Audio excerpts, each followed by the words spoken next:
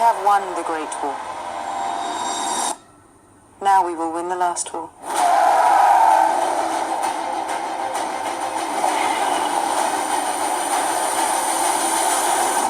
We'll rip her out root and stem.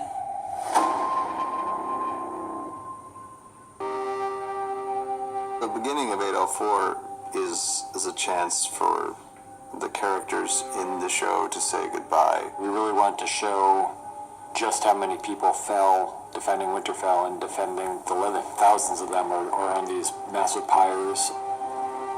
The feast scene was a very different tone than the scene in the first episode of the series.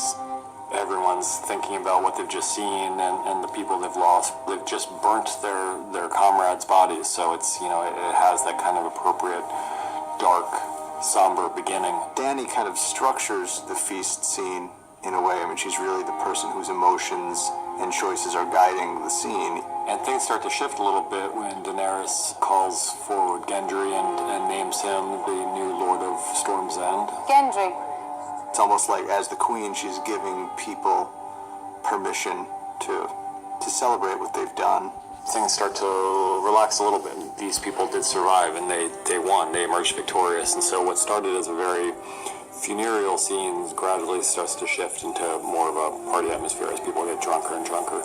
That shift does not happen with Daenerys. She's scarred by the events that just took place, but she's also very much thinking about what Jon Snow told her, and she's really shaken when she sees everyone celebrating with him and talking about what a madman and what a king he is for getting on a dragon. He has love and respect from these people that even with the gesture that she just made, she can't ever equal. She realizes that his true identity is a real threat to her if it comes out. So she's in a fairly dark place, and while other people are starting to try to celebrate their survival and their victory, Dany's not in a celebratory mood. After the feast, she comes to talk to him, and with the intention of making this all work out and of bringing things back to the way they were before. There's a moment where they're kissing, and it seems like things are kind of getting back to where they were, but it's almost as if he remembers all of a sudden what she really is. It's tense for him. For her, she grew up hearing all these stories about how their ancestors who were related to each other were also lovers, and it doesn't seem that strange to her. For him, it is a strange thing. Once Dany introduces the idea that everything can be as it was if Jon keeps this secret buttoned down and tells no one, she's introducing a conflict that plays forward. From his standpoint, he's already declared his loyalty to her. He's promised her, and he's a man of his word. But he's also, you know, a family man, and so the idea that he wouldn't tell Sansa and Arya about his true identity, it just seems very wrong to him. I've never been to stop.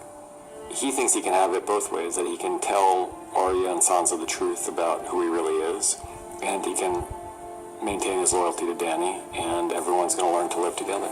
I need to tell you something. One thing everybody who comes into contact with this information seems to understand is how incendiary the information is. Sansa's left with a very difficult decision because she promises Jon that she won't tell anyone, and yet when she's sitting up there on that wall with Tyrion, she knows what will happen if she gives Tyrion this information. She's a student of Littlefinger, and she knows how information travels, and she can think many steps ahead into the game the way Littlefinger did, and know that if she tells Tyrion, it's almost impossible for Tyrion not to tell